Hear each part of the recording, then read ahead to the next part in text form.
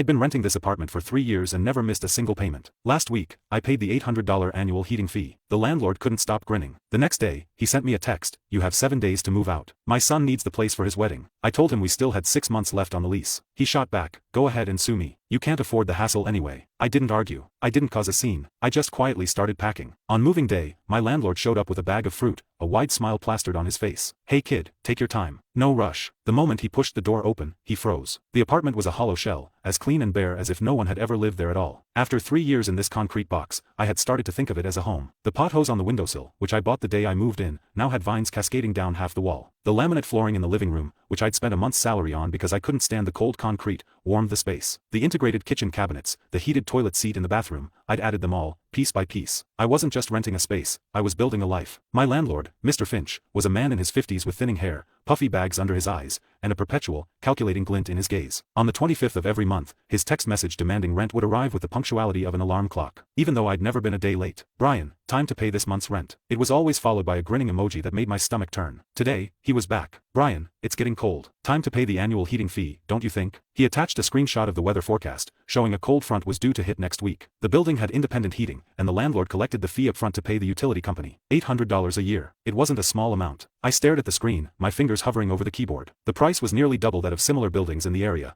a blatant ripoff. But it was written in black and white in the lease I'd signed, so I had no choice. I transferred the $800. He accepted it almost instantly. A voice message popped up. I pressed play, and his signature, slightly greasy laugh filled the air. "Brian, you're always so prompt. A great tenant, a model tenant." His over-the-top praise felt like a bone tossed to a dog, cheap and condescending. I didn't reply. A heavy feeling settled in my chest, making it hard to breathe. A moment later, another message came through. "So, Brian, where do you work? Spending money like that, you must be doing pretty well for yourself, huh?" The screen's glow illuminated my face. I could almost see his greedy expression, poking and prying from the other side of the network. I typed back calmly, "Just a small company. Enough to get by." He didn't push further, sending back a sticker that said, "Keep it up, kid. You've got a bright future," and ending the conversation. I put down my phone and walked to the window. The night was thick, the city lights blurring into a distant halo. An unnameable frustration churned inside me. I turned, opened a drawer, and pulled out a folder from the very bottom. Inside was the lease I'd signed 3 years ago, along with a supplementary agreement. I slid out the agreement, its paper now slightly yellowed, and my eyes fell on one particular clause. Any permanent fixtures installed by the tenant during the lease period may be removed by the tenant upon departure, or sold to the landlord at a negotiated price. The landlord may not prevent their removal without due cause. It was a clause I had specifically requested back then. At the time, it felt like a simple precaution. Now, it seemed like it might have been the smartest thing I'd ever done. I carefully placed the agreement back in the folder. The churning in my gut strangely began to subside. The next day was Monday. The morning subway was packed like a can of sardines. As I was jostled by the crowd, my phone vibrated in my pocket. It was Mr. Finch. I swiped the screen, and a text message appeared. Click the link in my bio to get the full story for free.